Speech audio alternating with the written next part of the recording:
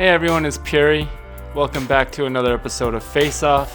Today I'm going to be comparing the top 3 Nvidia GPUs available, the 3090 Ti, the 4080, and the 4090. If you're a graphics junkie like myself, then I'm sure you're aware of all the new 4K high refresh monitors that are becoming available. If you go look at the list of the highest rated 4K high refresh gaming monitors on ratings.com, you can see that not 1, not 2, not 3, not 4. LeBron, tell us about that. Not 5, not 6, not 7. Thank you for that, LeBron. And in fact, not even 8, but 10 of the 15 highest rated 4K high refresh gaming monitors on ratings.com were released this year. So I think there's going to be a lot of people interested to see how these cards perform, because a lot of these new monitors are popping up. If you're making an enthusiast level build and want to know how each of these GPUs stack up against each other in Modern Warfare 2 and Warzone, then make sure to stick around and see how everything plays out.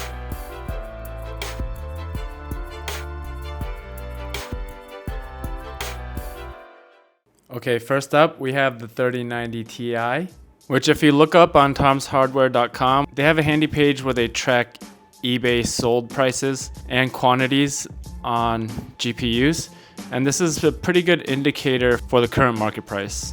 As you can see here, 3090 Ti's are being sold at about $1,218 on average in November 2022.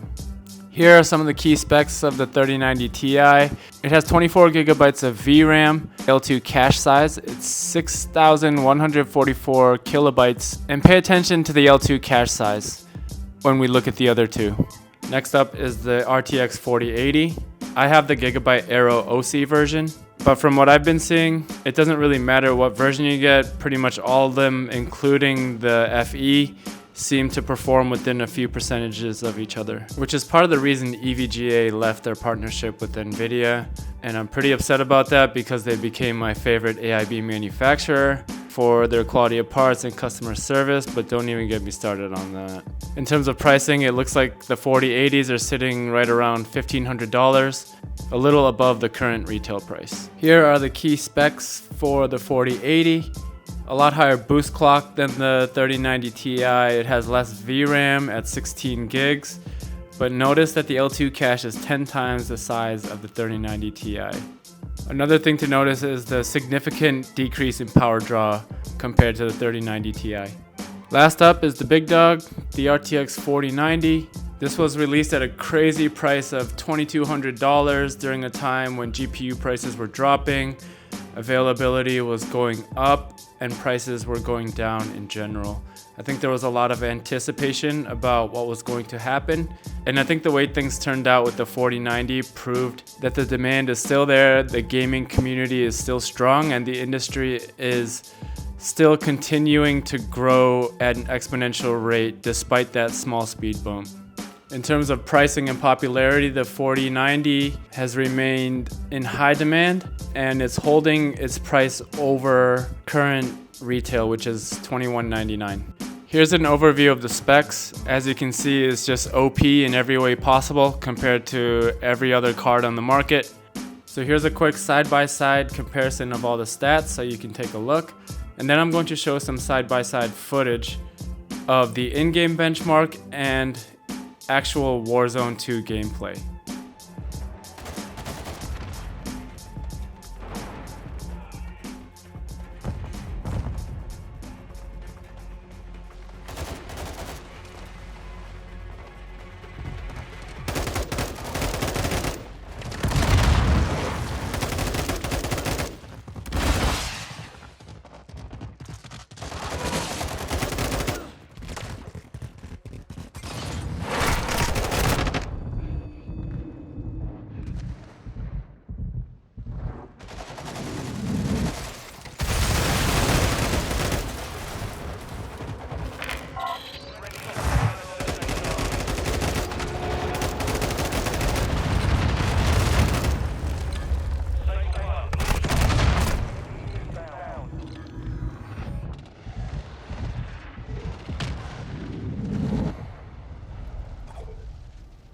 Alright, so here's how each of them did. The 3090 Ti coming in at an average of 82 FPS and a 1% low of 41. The 4080 comes in at an average of 101 FPS and a low of 51. About the same ratio, 2-to-1. Lastly, the 4090 comes in at 133 FPS average and 74 on the 1% low. The ratio is a little better on the 4090. It's a little higher than the 50% on the other two. Okay, and when we put the stats in a graph format, it kind of plays out how you'd expect it to. 4090 leading in all categories. 3090 Ti is the gas guzzler here. With Ada Lovelace, they've been able to increase the efficiency quite a bit, as you can see shown on the GPU power comparison. Looking at the CPU stats for each, on 4K extreme settings with everything completely maxed out, you can see there's a GPU bottleneck, and as you raise the GPU power, you'll get more CPU usage accordingly. Moving on, here's some Warzone 2 footage side by side. This is going to play for a bit, and then I'm going to follow up with some statistical comparisons and some final analysis.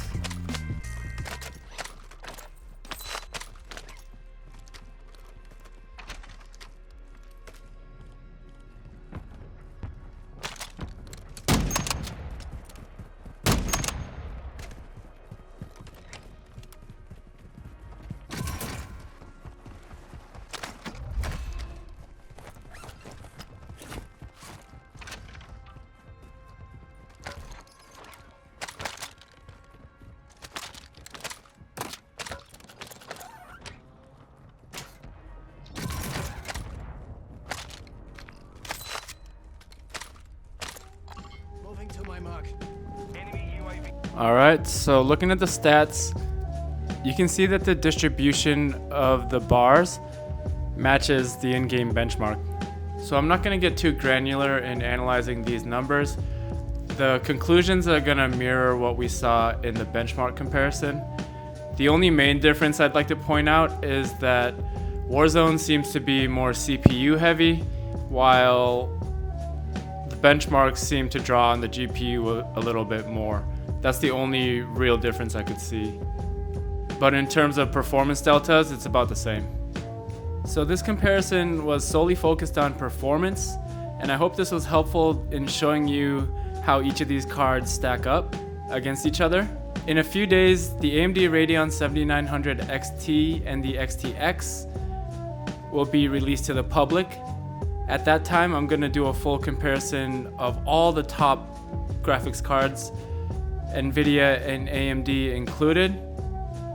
And then I'll also include value comparisons at that time. So if that sounds like something you're interested in and this content was helpful to you, go ahead and hit that like button and subscribe so you don't miss out on the next video. As always, thanks for watching and see you next time.